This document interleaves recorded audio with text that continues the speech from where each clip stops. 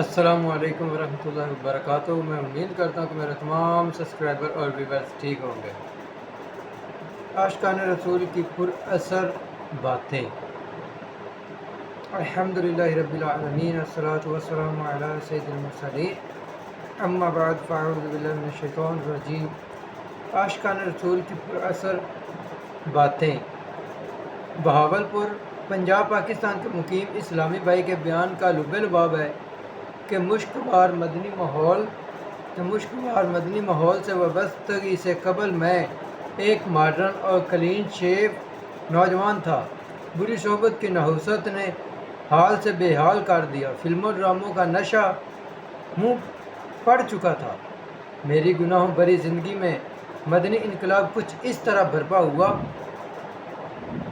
کہ ایک اسلامی بھائی نے انفرادی کوشش کرتے ہوئے 27 رمضان المبارک کی مبارک رات دعوت اسلامی کے تحت ہونے والے اجتماع ذکر و نعت میں شرکت کا ذہن دیا۔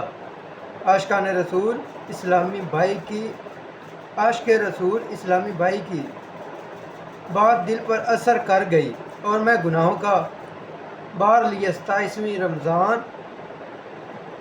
رمضان المبارک کے پربہار اجتماع ذکر و نعت میں شریک ہوا۔ خوف خدا عز و جل سے بھرپور فکر آخرت میں رنجور مدنی ماحول دیکھ کر میرا دل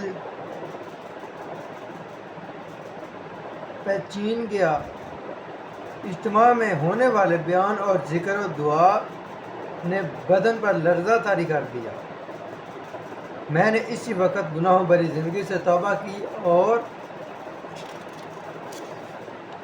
کی اور سنتوں بھرے اجتماع میں شرکت کا معمول بنا لیا، جس کی برکت سے میری زندگی کو مزید 4 چاند لگ گئے۔ ہفتہ وار سنتوں بھرے اجتماع میں